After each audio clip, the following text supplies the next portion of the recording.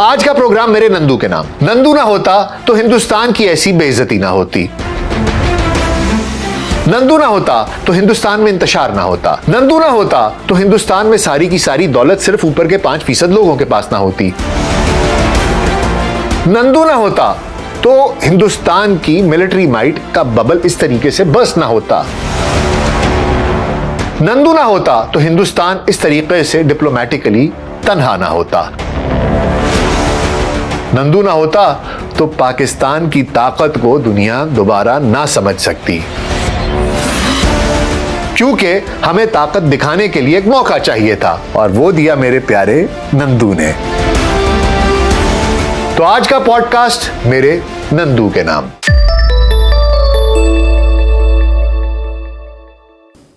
VLC podcast में doctor Nasir भाई के साथ अभी खिदमत में हाजिर हैं। अस्सलाम वालेकुम। आज जिस शख्सियत के बारे में मैं बात करना चाह रहा हूं, उसके पाकिस्तान पर जो एहसानात हैं वो मैं गिनवा नहीं सकता। एक ऐसा शख्स जिसने ना चाहते हुए भी पाकिस्तान के लिए वो खिदमत सर अंजाम दी हैं कि मैं बयान नहीं कर सकता। कैसे वो आपको बताता हूं, लेकिन सबसे पहले आपका तारुफ उनसे करवाना जरूरी है। वो हस्ती जिसका मैं आज जिक्र कर रहा हूं, उसका नाम है नरेंद्र दामोदर दास मोदी। जी हां, जो इस वक्त हिंदुस्तान के वजीर आजम भी हैं। पहले कुछ इनकी जिंदगी के बारे में आपको बता दूं, फिर बताता हूं आपको कि इन्होंने ना चाहते हुए भी कैसे पाकिस्तान की इतनी खिदमत की है। मोदी साहब 17 सितंबर सन 1950 को वादनगर गुजरात में पैदा हुए। इनके वालिद साहब का नाम दामोदर दास मूलचंद मोदी था और वालिदा का नाम हीराबेन मोदी। उनके 6 बच्चे थे और दामोदर दास का नरेंद्र का नंबर 3 बनता था। नरेंद्र बचपन से ही खामोश तबा बच्चा था और 8 साल की उम्र में ही उसका ताल्लुक आरएसएस से हो गया। उसके नजरियात, उनकी आइडियोलॉजीज उसको भाने लगी। अब सोचिए कि इतनी छोटी उम्र से ही हमारा नंदू कितना होनहार था। उसको हिंदुत्व का नजरिया उस उम्र से, जिस उम्र में बच्चों को सिवाय खेलने के, खिलौनों के, खाने पीने के और कुछ नहीं होता, हमारा नंदू 8 साल की उम्र में ही हिंदुत्व की तरफ माइल हो चुका था। और फिर वहीं पर उसकी वो सोच बचपन से ही परवान चढ़ती रही। वादनगर में ही सन 1967 में उसने हायर सेकेंडरी का इम्तिहान पास किया। और कहने वाले कहते हैं, कहानियां हैं कि वादनगर के रेलवे स्टेशन पर दामोदर दास मूलचंद मोदी यानी कि उनके वालिद साहब, वो वहां पर चाय बेचा करते थे और हमारा नंदू उनकी मदद किया करता था। साथ साथ आरएसएस की सेवा में भी लगा रहता था। हिंदुत्व की जो नजरियात थे वो उसके दिमाग में पक रहे थे। छोटे से नन्हे से जहन में उसी वक्त से आप सोचिए कि कितना होनहार था मेरा नंदू। एक तरफ गरीब बाप की मदद कर रहा है, दूसरी तरफ हिंदुत्व को दुनिया पे छा जाने का ख्वाब लिए सोता है। वो उम्र जिसमें बच्चे परियों के, शहजादों के, खिलौनों के ख्वाब देखते हैं, हमारा नंदू उस वक्त भी हिंदुत्व को पूरी दुनिया पर राज करवाने के ख्वाब देखता था। अब ये कहानी कहां तक दुरुस्त है, कहां तक नहीं है, ये मैं आपको कुछ देर के बाद बताता हूं कि ये इसके बारे में कुछ लोग शुकूक व शुबहात का इजहार भी करते हैं। मोदी साहब ने वादनगर से ही हायर सेकेंडरी स्कूल किया सन 1967 में। उसके बाद यूनिवर्सिटी में पढ़ते रहे, ग्रेजुएशन की, मास्टर्स की। लेकिन आपको पता है कि ऐसी अजीब हस्तियों से ना लोग जलते हैं। हमारे नंदू से भी लोग बहुत जलते हैं। मैं कल परसों किसी से बात कर रहा था तो उन्होंने मुझे एक वीडियो क्लिप भेजा। कोई खातून है, बुजुर्ग हैं, जो उनकी सियासतदान भी हैं, राजनीति में भी हिस्सा लेती रही हैं, और वो उसी कॉलेज की पढ़ी हुई हैं जिस कॉलेज के हमारे नंदू पढ़े हुए हैं। और वो ये कहती हैं कि मैं जिस यूनिवर्सिटी में पढ़ती रही हूं, मैंने वहीं पर बीए किया, एमए किया, मैंने वहां से एलएलबी किया। कहती मैंने तो कभी आज तक नंदू को देखा भी नहीं। जब नरेंद्र मोदी की एमए की डिग्री बताते हैं, उसी पीरियड की बताते हैं, बीए और एमए की, तो मेरे से ज्यादा कौन जानेगा कि यूनिवर्सिटी के अंदर मोदी था कि नहीं?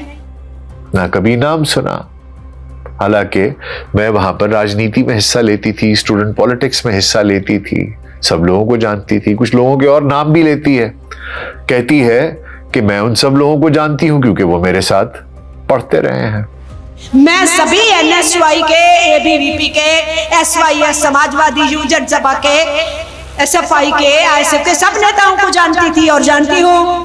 लेकिन हमारे नंदू पर वो ये शक का इजहार करती है कि हमारा नंदू शायद वहां पढ़ा नहीं है। इसके बाद वो कहती है कि उस जमाने में जब डिग्रियां दिया करते थे तो डिग्रियां हाथ से लिखी होती थी। आपका नाम, आपका रोल नंबर, आपके कितने नंबर आए हैं, आपकी कितनी परसेंटेज है, आपका ग्रेड क्या है, ये आपकी परसेंटेज क्या है, वो ये सब कुछ हाथ से लिखा जाता था। और वो हमारे नंदू पे शक करके ये कहती है कि भाई जो ये हमारे नरेंद्र की डिग्रियां हैं जो दिखाई गई हैं वो हाथ से नहीं लिखी हुई, वो तो प्रिंटेड हैं। मैंने जितनी डिग्रियां पास की वो सारी हस्तलिखित हैं, क्योंकि उस जमाने में हाथ से डिग्री लिखी जाती थी। तो फिर नरेंद्र मोदी की डिग्री टाइप डिग्री कहां से आ गई?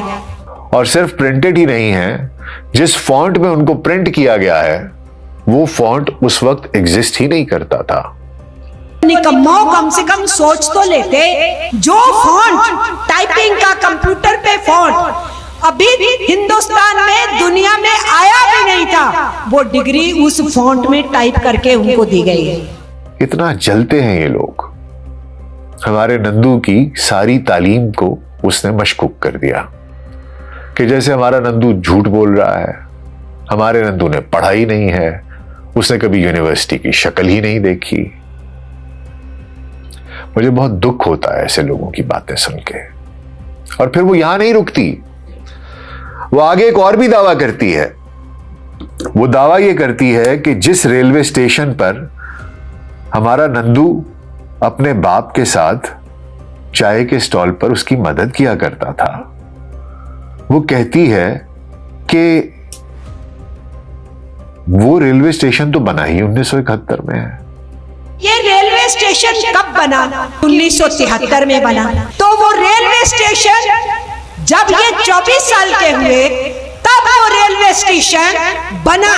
तो नरेंद्र मोदी ने उस रेलवे स्टेशन पे 7-8 साल की उम्र में चाय कैसे बेची? वो कहती है कि 1971 में तो नंदू की उम्र को लगभग 21 साल होनी चाहिए थी, जबकि हमारा नंदू तो इतना सा था तब भी अपने बाप की मदद करता था। अब ऐसे हासिद लोगों का बंदा क्या करे जो ये कहें कि हमारा नंदू झूठा है। वो समझती है कि उसने कभी अपने पिताजी की मदद की ही नहीं। वो समझती है कि हमारा नंदू बस झूठ बोल रहा है। ये सब कहानियां गढ़ी गई हैं कि हमारा नंदू बहुत गरीब था, पिताजी की बड़ी सेवा करता था, और हमारा नंदू बहुत पढ़ा लिखा है, यूनिवर्सिटियों में गया था, डिग्रियां ली थी।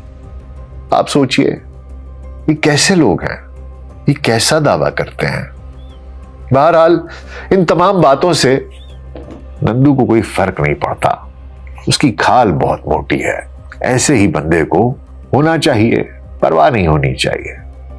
खैर, तो जनाब हमारा नंदू हायर सेकेंडरी की सन 1967 में और सन 1971 में उसने आरएसएस को बाकायदा तौर पर उसमें शमूलियत इख्तियार कर ली। 8 साल से की उम्र से जो उसके जहन में वो तमाम ख्यालात, वो हिंदुत्व का एजेंडा आरएसएस दरअसल आपको पता है कि नाज़ी पार्टी से उससे इंस्पायर होकर बनाई गई थी, जिसमें कि ये कहा गया था कि हिंदू एक बहुत बड़ी, सबसे बड़ी आला रेस है, आर्यन रेस है, इसलिए वो इस दुनिया पर हुकूमत करने के लिए बने हैं, जो बाकी सबको अपने से नीच समझते थे।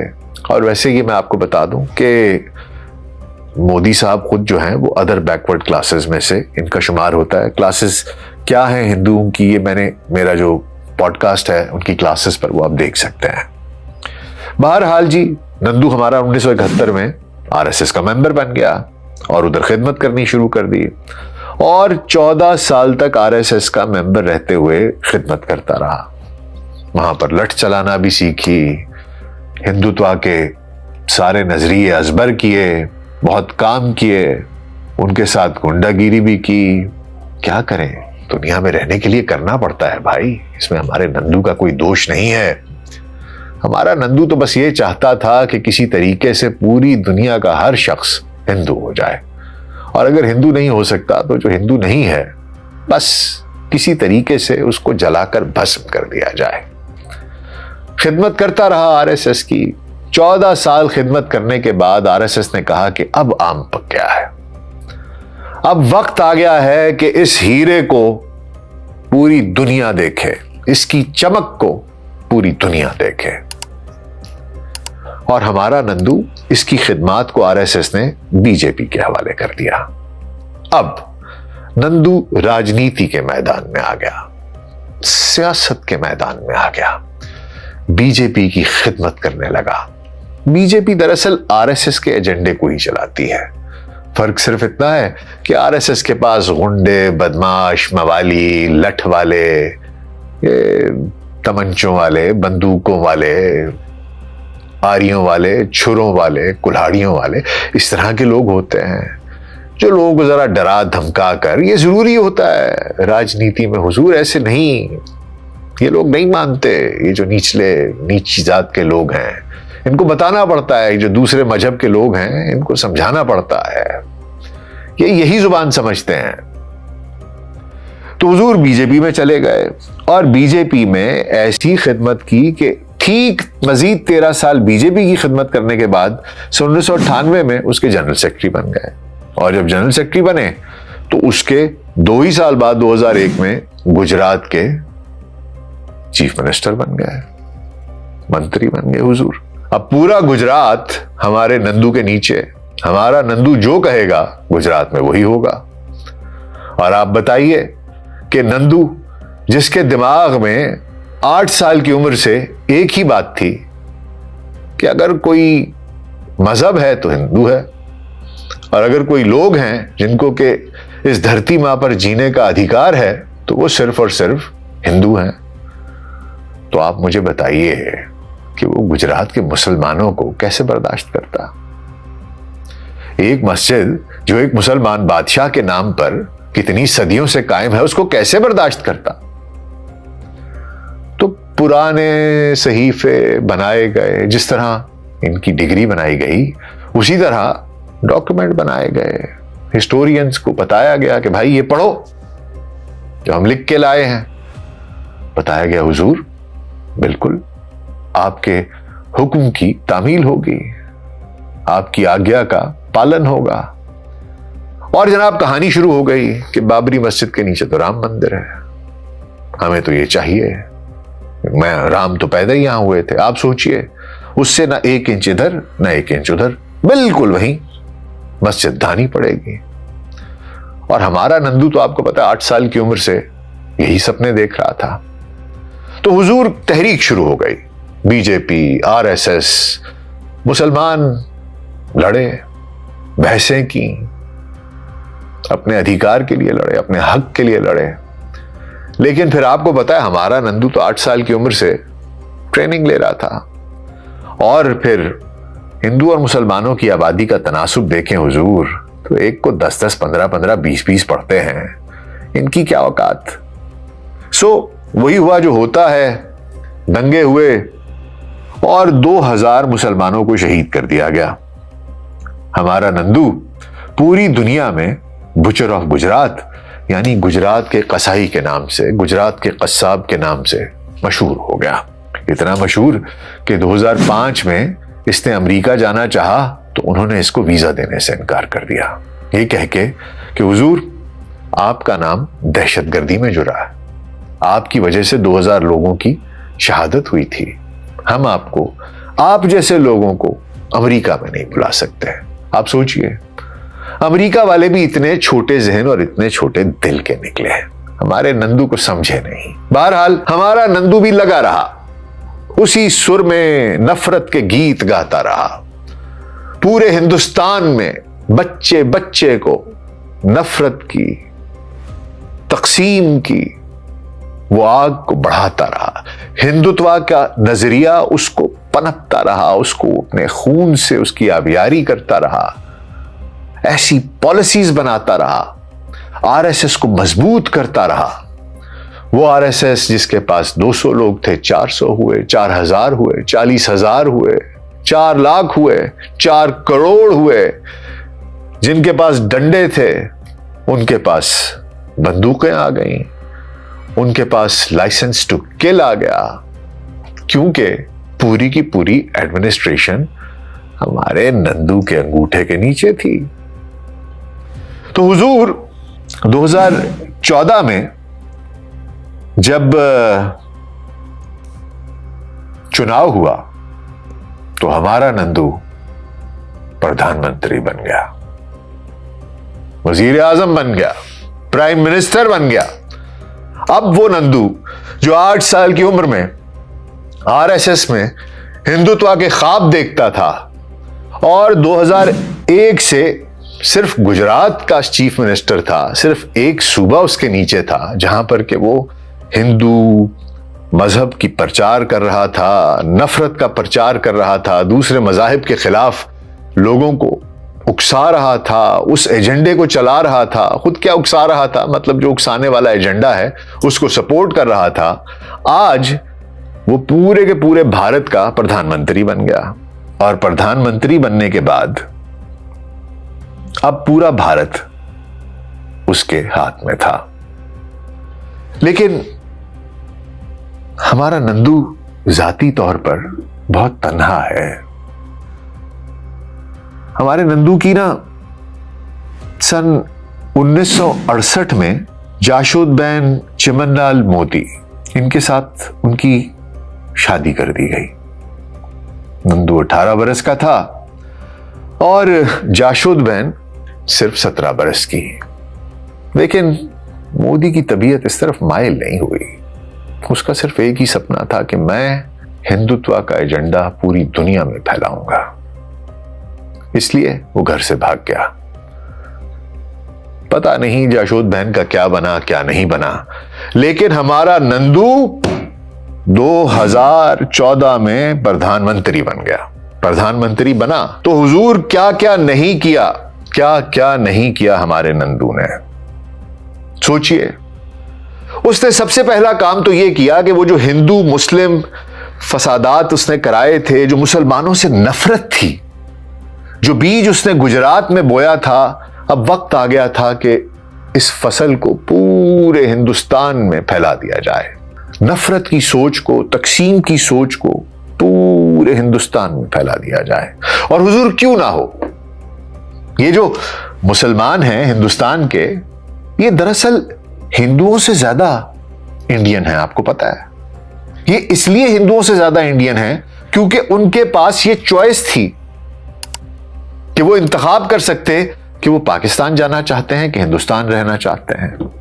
और उन लोगों ने मुसलमान होने के बावजूद मजहब की सियासत को ठुकरा दिया और उन्होंने कहा, हुजूर हम मजहब की बुनियाद पर सियासत नहीं जानते, हम मजहब की बुनियाद पर मुल्क नहीं जानते। हम तो ये जानते हैं कि हम इस मिट्टी में पैदा हुए हैं, हम यहीं के रहने वाले हैं, हम यहीं जिंदा हुए हैं, यहीं पैदा हुए हैं, यहीं मर जाएंगे, इसलिए हम तो अपना ये हिंदुस्तान छोड़ के नहीं जाएंगे। हिंदुओं के लिए तो मजबूरी थी कि उनके लिए वो हिंदू स्टेट थी। बहुत कम हिंदू थे जो यहां रहे, बाकी सब तो चले गए। तो हुजूर वो हिंदू जो पाकिस्तान में है, मैं समझता हूं कि वो पाकिस्तानियों से ज्यादा पाकिस्तानी है। और इसी एनालॉजी को अगर मैं देखूं तो जो मुसलमान हिंदुस्तान में हैं वो हिंदुओं से ज्यादा इंडियन हैं। लेकिन हमारे हिंदू को तो इतना पता था बस कि हिंदुत्व क्या है, कि हिंदू एक अपर रेस है और दुनिया का कोई और मजहब का शख्स उसको जीने का हक नहीं। वो तो नीच है, कमी कमीन है, उसको जिंदा रहने का क्या हक।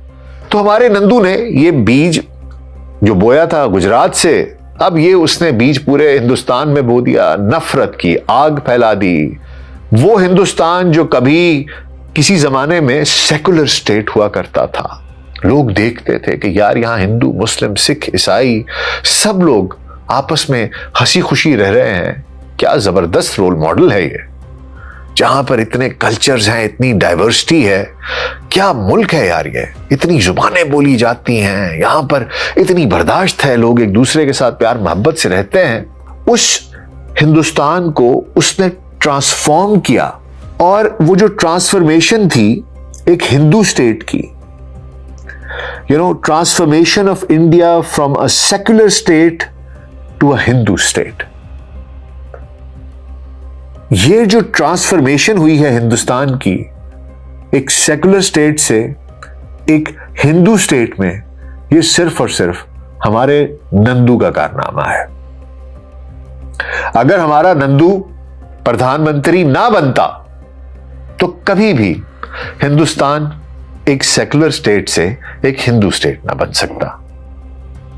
ये उसी की लगाई हुई नफरत की आग थी जो आरएसएस बीजेपी उन्होंने मिलकर लगाई थी। अब आप मुझे बताइए कि ये काम तो पाकिस्तानी 1000 साल लगे रहते तो नहीं कर सकते थे कि हिंदुस्तान को मजहब की बुनियादों पर, जात पात की बुनियादों पर, जुबान की बुनियादों पर तकसीम कर दिया जाए। क्या खूबसूरत काम किया है मेरे नंदू ने, आप मुझे बताइए। आप में से कोई ये कर सकता था?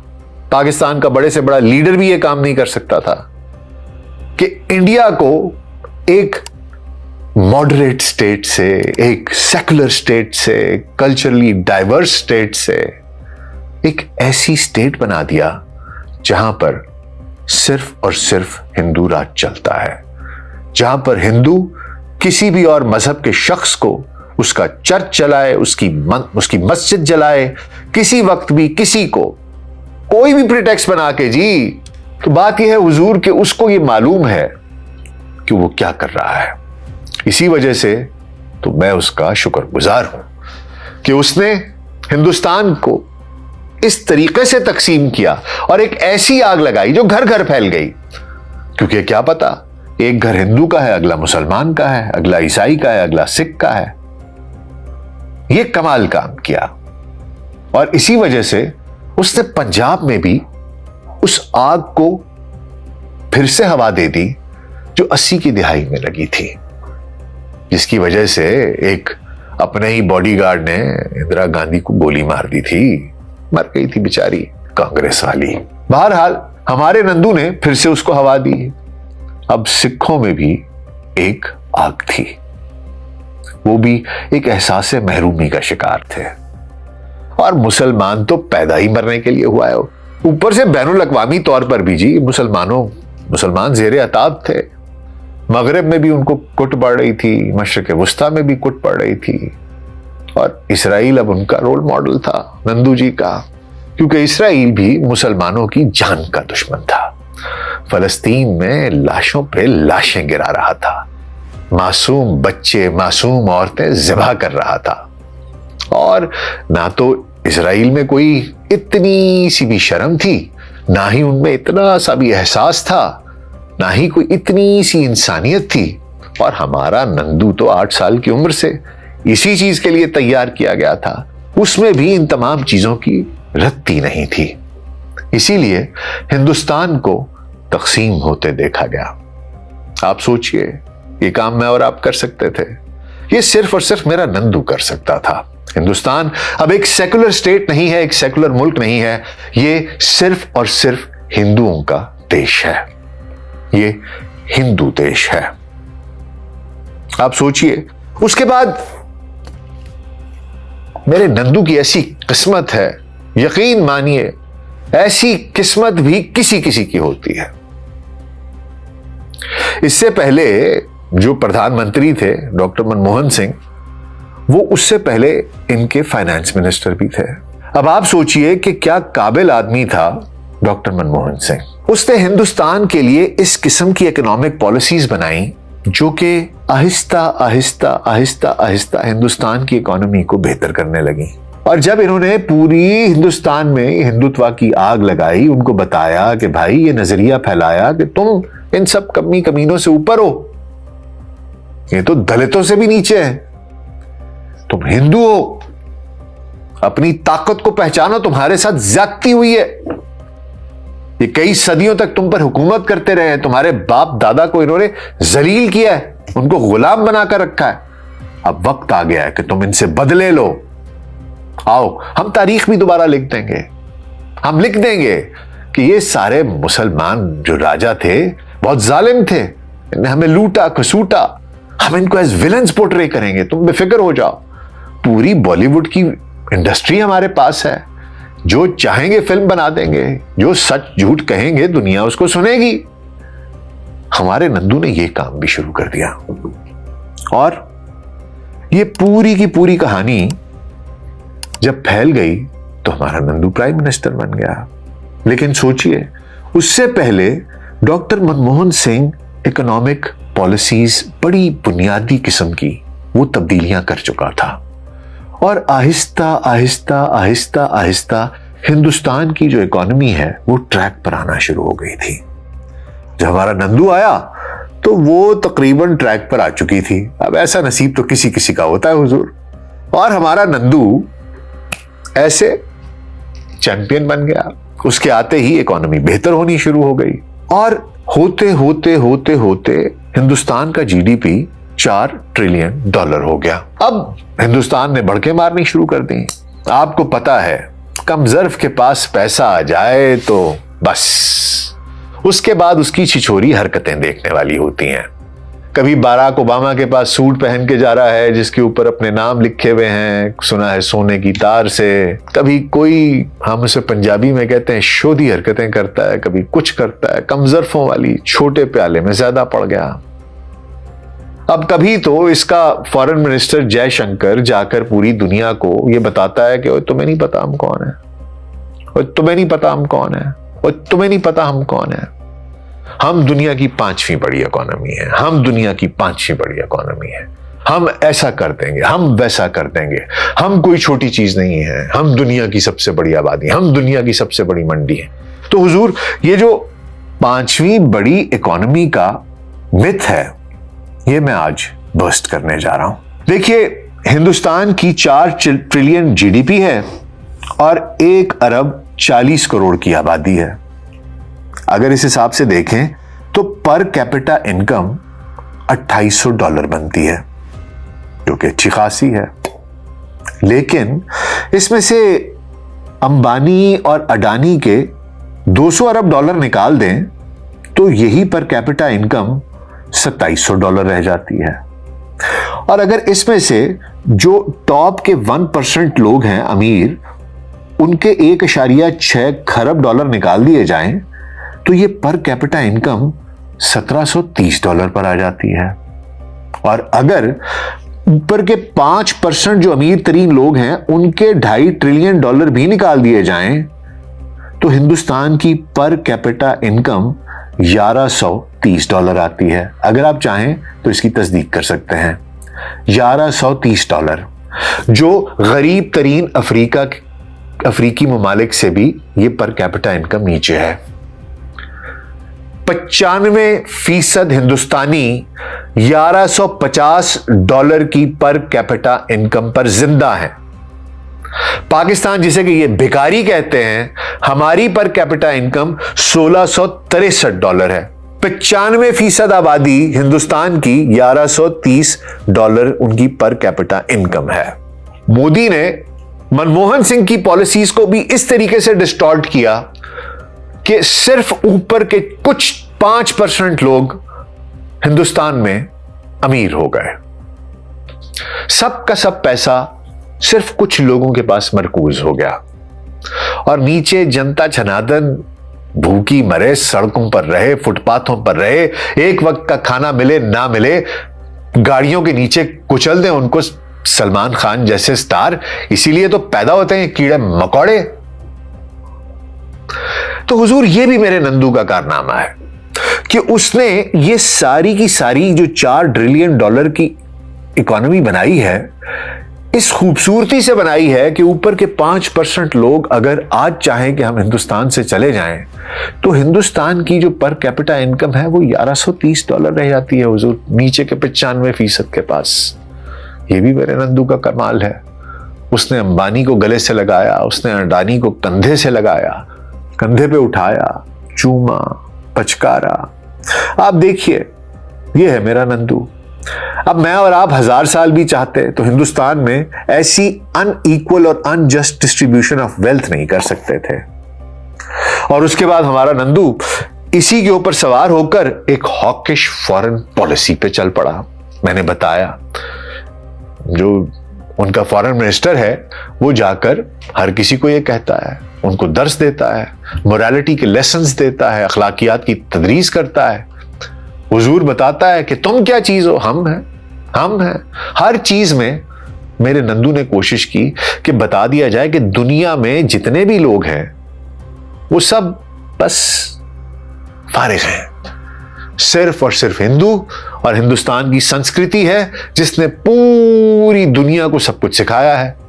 और आज भी सब हमसे इज्जत से बात करो। अब हम बड़े हो गए हैं, हमारी इकोनॉमी $4 ट्रिलियन की है, हम दुनिया की 5वीं बड़ी इकोनॉमी है। और इसी नशे में आकर इसने मगरिब में मजीद कार्रवाइयां करनी शुरू कर दी। आप सोचिए, कनाडा में जाकर वो हरजीत सिंह निज्जर का कत्ल करवा दिया, अमेरिका में सिखों को मरवाने की कोशिश की, ऑस्ट्रेलिया में की, बर्तानिया में की, कतर में जाकर वहां पर उनकी सबमरीन के राज इसराइल के लिए सोचा कि अपने पुराने फौजियों को भेजकर चुरा लिए जाएं। इसराइल बहुत पसंद है, इसराइल मुसलमानों का दुश्मन है ना जी। वो भी मुसलमानों को बहुत कमीना समझता है, वो समझता है इनके साथ होना ही यही चाहिए। इसलिए हमारे नंदू को नेतन्याहू बहुत पसंद है, उसके लिए कुछ भी करने को तैयार है। और ये सब कुछ नंदू ने पूरी वेस्टर्न वर्ल्ड, हर किसी के साथ बदमाशी करनी शुरू कर दी। इसकी वजह से जस्टिन ट्रूडो हो या कोई भी और वेस्ट के लोग हों, वो अब हिंदुस्तान को जरा किसी और निगाह से देखते हैं। जैसा कि मैंने आपको बताया, ये ट्रांसफॉर्मेशन है from a secular state, from a tolerant state, from a culturally diverse state to a Hindu extremist state, a hawkish state with a bullish mindset. और ये जो सूडो प्राइड है, सूडो बदमाशी है, ये वेस्ट ने बड़ी देखी है और वो सब इनको देख रहे हैं। और उसके बाद पाकिस्तान के साथ तो आपको पता है नंदू की पुरानी मोहब्बत है। 2019 में भी इसने पहले पाकिस्तान के ऊपर चढ़ाई करने की कोशिश की, बड़ी मुंह की खाई। अभिनंदन मियां का हमने जहाज गिरा दिया, उसको चाय पिलाई, द टी इज फैंटास्टिक कहा अभिनंदन ने उसको वापस कर दिया। मैं कहा ये बच्चा रख लो, अगली दफा ऐसा ना हो। लेकिन आपको पता है हमारा नंदू तो नंदू है, वो तो बाज आने का नहीं। 8 साल की उम्र से हिंदुत्व का सबक पढ़ा है, कैसे भूल जाए ऐसे। उसने फिर वही ड्रामा 2025 में कर दिया।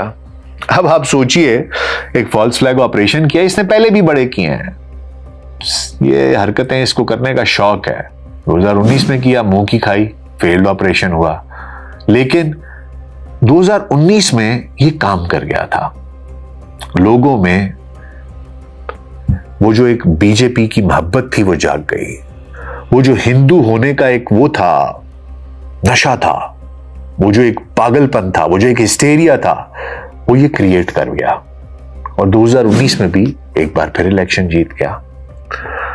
अब 2025 में ये जो 24-25 में इसके इलेक्शन हुए हैं, और मैं आपको बता दूं कि ये पहली दफा था कि इंडियन नेशनल कांग्रेस के अलावा किसी और पार्टी ने मेजॉरिटी हासिल की हो हिंदुस्तान की पार्लियामेंट में। नंदू की आप सोचिए कि किस किस्म की डायनामिक लीडरशिप है कि 2014 में भी 2019 में भी ये वो करवा के पुलवामा और ये पठानकोट वगैरह वो फिर दोबारा मेजॉरिटी सीट्स लेकर प्राइम मिनिस्टर बना।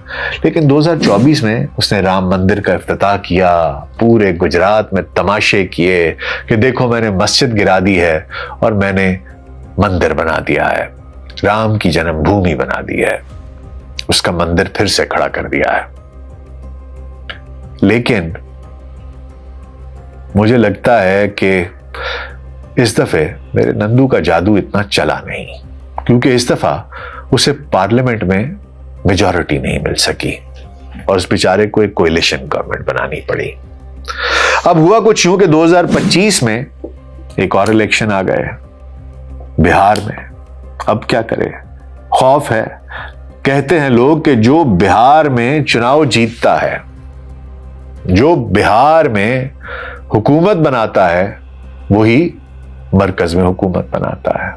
अब बिहार का चुनाव हो और मोदी जी कोई पॉलिटिकल स्टंट पुल ना करें, ऐसा तो हो नहीं सकता।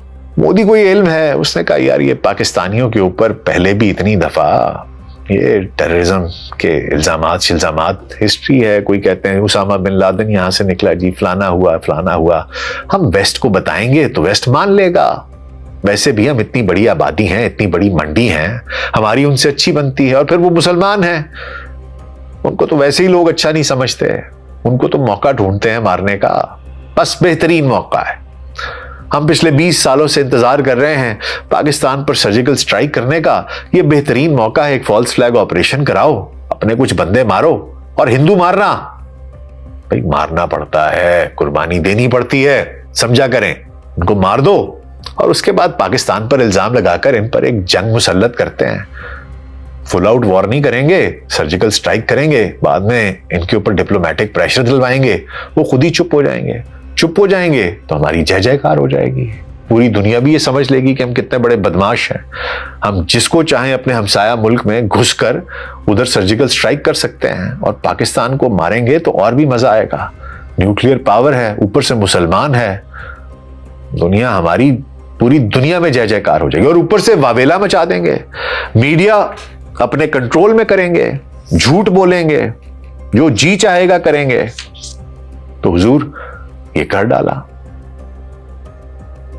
डाला तो उसका हाल ये हुआ कि पाकिस्तान ने उसका मुंह तोड़ जवाब दिया।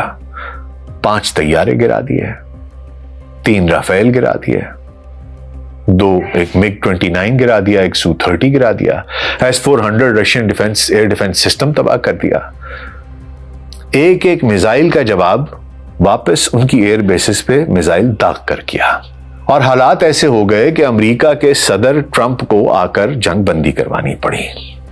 अब देखें, मामला कुछ यूं है कि जंग तो हो गई है बंद, लेकिन इस जंग में मेरे नंदू ने जो हिंदुस्तान का नुकसान किया है आफरीन है। देखिए 3, 4, 5 जहाज गिराए, 3 राफेल गिराए, 2 दूसरे गिराए, पूरा एयर डिफेंस सिस्टम तबाह किया। उनकी सेंसेक्स, नेफ्टी, उनकी पूरी स्टॉक मार्केट नीचे गई। इसके अलावा कारोबार बंद रहा, अरबों डॉलर का नुकसान हुआ। इसके अलावा पूरी दुनिया में कोई एक मुल्क भी ऐसा नहीं था जो डिप्लोमेटिकली सफारती तौर पर हिंदुस्तान के साथ आकर खड़ा हुआ। एक मुल्क भी ऐसा नहीं था।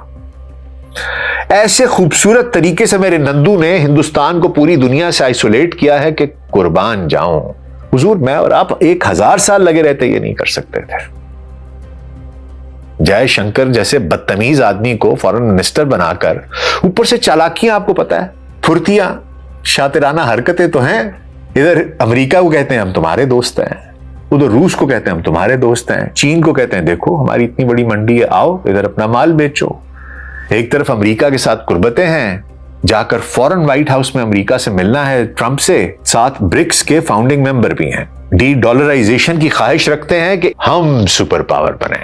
वो क्या कहा था उसने कि कुत्ती मरे फकीर दी जिड़ी चौं चौं नित करे, हट्टी सड़क करार दी जिथे दीवा रात बले, 5-7 मरन गवांडना ते रहंदियां नु ताप चढ़े ते गलियां हो जाने सूनियां ते विच मिर्जा यार फिरे।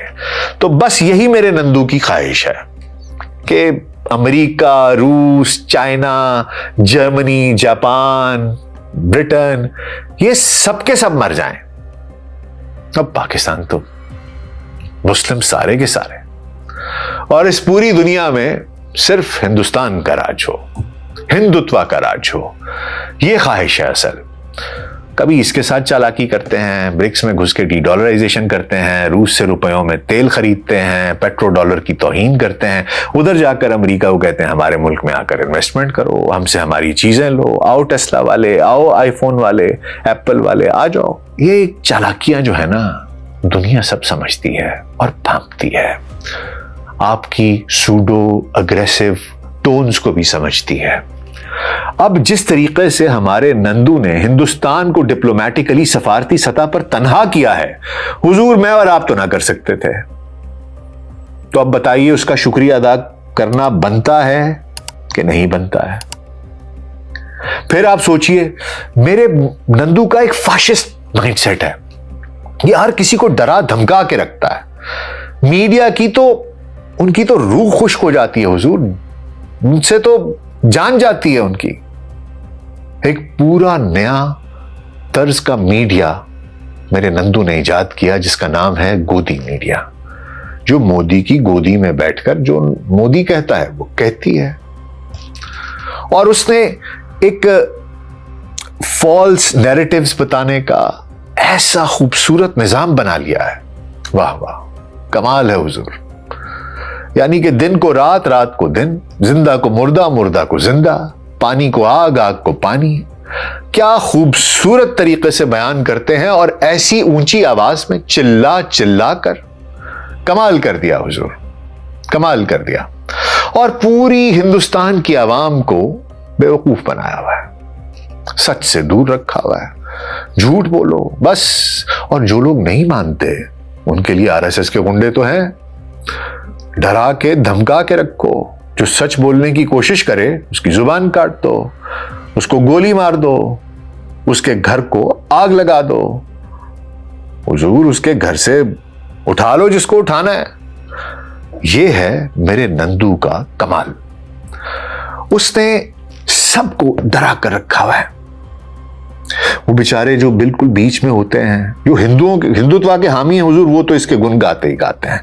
जो बीच के हैं वो खौफ के मारे खामोश हैं, और जो इसकी आइडियोलॉजी से opposite end of the spectrum पर हैं, उनको डरा धमका कर, उन पर जाली केसेस बनवा कर, उनको इस तरीके से दबाया हुआ है मेरे नंदू ने कि कमाल हो गया है। अब हिंदुस्तान में कोई सच की बात कहने की कोशिश भी नहीं करता, बस वो इसी झूठ में जिंदा हैं जो नंदू ने उनको बताया है। अब इसका फायदा क्या हुआ? इसका एक फायदा तो यह हुआ कि पूरी की पूरी हिंदुस्तान की आवाम पिछले 10-15 साल से झूठ में जी रही है, खौफ में जी रही है, हकीकत से दूर रह रही है, वो किसी अपनी ही दुनिया में है। उनको पता ही नहीं कि रियलिटीज क्या हैं। इसीलिए तो हर दूसरे दिन कभी तुम भिखारी, तुम फलाने, हम सर्जिकल स्ट्राइक करेंगे, तुम आतंकवादी। अब इस किस्म की गुफ्तगू वो करता है जो रियलिटी से टोटली एंड कंप्लीटली डिस्कनेक्टेड होता है। अब ये भी मेरे नंदू की मेहरबानी है, वो ना होता तो हम कैसे हिंदुस्तानी आवाम की आंखों पे पट्टी बांध सकते थे हुजूर? किस तरीके से उनको गुमराह कर सकते थे? किस तरीके से उनके दिमागों में ये जो सूडो प्राइड है, ये कैसे हम क्रिएट कर सकते थे? ये तो नंदू की मेहरबानी है। और इसके अलावा जो हिंदुस्तानी मीडिया है, उसकी क्रेडिबिलिटी पूरी इंटरनेशनल मीडिया में, इंटरनेशनल वर्ल्ड में कैसे मिट्टी में मिलाई है मेरे नंदू ने। लोग इनकी बातें सुन सुनकर हंसते हैं। आसिम मुनीर कैद हो गया, शहबाज शरीफ बंकर में छुपा है, कराची की पोर्ट तबाह होगी हुजूर, लाहौर और मुल्तान की पोर्ट भी तबाह हो गई, पेशावर में लोग थर थर कांप रहे हैं। हुजूर ऐसे झूठ बोले हैं कि खुदा जानता है, और ये सब मेरे नंदू का कमाल है। हुजूर बात यह है कि आज हिंदुस्तान को ऐसी शर्मिंदगी, ऐसी हजीमत, ऐसी बेइज्जती उठानी पड़ी है कि वो किसी को मुंह दिखाने के काबिल नहीं है। अभी कल रात को ही पीएस मॉर्गन का एक प्रोग्राम ऑन एयर हुआ जिसमें कि हिना रबानी खर, बरखा दत्त, रणबीर अलाबादिया और शहजाद गयास शेख आए हुए थे। और हुजूर किस तरीके से शहजाद गयास शेख ने क्लास ली है, कमाल कर दिया है।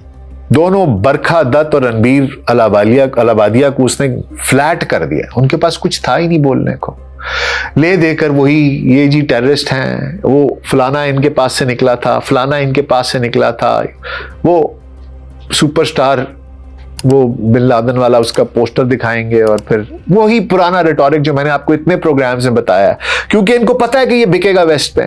और इसी वजह से उन्होंने ये फॉल्स फ्लैग ऑपरेशन कराया था कि हम इसकी बेसिस के ऊपर ये सब कुछ करेंगे और दुनिया को शक में डालेंगे। देखो बात तो है। और पियर्स मॉर्गन ने वो तो सुर में अलाप कभी मिला लेते हैं, लेकिन जो किया है यार, खुदा की कसम, मेरा सलाम है भाई शहजाद मियां। ऐसे ऐसे फैक्ट्स और बेहतरीन तरीके से आपने इनको पकड़ा है कि मुझे खुशी हुई है। और खुदा का शुक्र है कि ये जो रिवायती आपके एंकर्स हैं जो टेलीविजन पर पिछले 30-30 साल से बैठे हैं, आपने उनको नहीं भेजा और इनको भेजा। ये जो नौजवान हैं, ये जो नई नस्ल है, ये जो इकबाल कहता था जरा नम हो तो ये मिट्टी बहुत जरखेज है साकी, क्या कमाल कर दिया। मैं कहता हूं दिल खुश हो गया। जो उसके पॉइंट्स थे, जिस तरीके से उसने काउंटर किया है, absolutely amazing, proud of you. International audience, I think it's quite clear to see compared to Hina Rabbani's poise and grace, Barkha Dutt's theatrics. I think nothing has gone down faster than a Rafael and Barkha Dutt's credibility throughout this entire process. आपको बता मैं ये रहा था कि आप देखिए कि इंटरनेशनल मीडिया में जाकर भी इनको सुबकी हो रही है, लोग इनकी बात मानने को तैयार नहीं है। क्यों? क्योंकि जब आप इतने ज्यादा झूठ बोलते हैं और तवातर से बोलते हैं और फिर उनको डिफेंड करने के लिए मजीद झूठ बोलते हैं, तो देखिए हुजूर, सारी की सारी दुनिया जो है ना वो बेवकूफ नहीं है। दुनिया फैक्ट्स मांगती है, सबूत मांगती है। वक्ती तौर पर खामोश भी हो जाएं, लेकिन दिल में जान लेते हैं कि यार इंडियन मीडिया ठीक नहीं है। हिंदुस्तान के अपने लोग अल जजीरा, बीबीसी, CNN, फॉक्स, इन जगहों पर जाकर हकीकत जानने की कोशिश कर रहे हैं कि हकीकत है क्या। क्यों? क्योंकि वो हिंदुस्तान के मीडिया से अब बदजन हो चुके हैं और बाहर के लोग इन पर एतबार नहीं कर रहे। 30-30 साल से सहाफत करने वाले लोग, 40-40 साल से सहाफत करने वाले लोगों की इज्जत मेरे नंदू ने मिट्टी में मिला दी है। दरअसल इंडियन मीडिया बहुत अरसे से अपने झूठों की वजह से बेनकाब हो रहा था, लेकिन ये जो 2025 का 10 मई, ये 7 से 10 मई की ये जो 4 दिन की जंग थी पाकिस्तान की और हिंदुस्तान की, इस जंग ने मेरे प्यारे नंदू को नंगा कर दिया है। मेरा प्यारा नंदू जिसने हिंदुस्तान के साथ वो की है जो शायद 1000 पाकिस्तान मिलके नहीं कर सकते थे। उसने हिंदुस्तान की वो बेइज्जती कराई है, वो डिसग्रेस कराई है, वो ह्यूमिलिएशन उसको फेस करनी पड़ी है, चाहे डिफेंस हो, चाहे मिलिट्री फ्रंट हो, चाहे डिप्लोमेटिक फ्रंट हो, चाहे इंटरनली लोगों का आपने जो फेथ खोया है, उनका ट्रस्ट खोया है। हर फ्रंट पर गौरव आर्या जैसे, अर्नब गोस्वामी जैसे 2-2 टके के लोगों को उसने अपना स्पोक्स पर्सन बना के सर पे बिठाया। देखिए, ये वो ना करता तो आज हिंदुस्तान की इतनी बेइज्जती ना होती। आज वो जो बबल था कि हिंदुस्तान कोई बहुत बड़ी सुपर पावर है और लोग कहते थे ये नेक्स्ट ग्लोबल पावर होगी, वो बबल बर्स्ट हो गया। लोगों को पता चल गया कि इनकी औकात ये है कि ये 4 दिन की जंग अपने से 10 गुना छोटे हमसाये से नहीं लड़ सकते। चीनी हंस रहे हैं इन पर, मजाक उड़ा रहे हैं, मीम्स बना रहे हैं। फ्रांस परेशान है यार, 4.5 जनरेशन का राफेल तुम्हें दिया था, गिरा कैसे दिया है? ये ऐसी है कोई नोकिया 3310 तोड़ दे। आप सोचें, ऐसी बेइज्जती, वाह!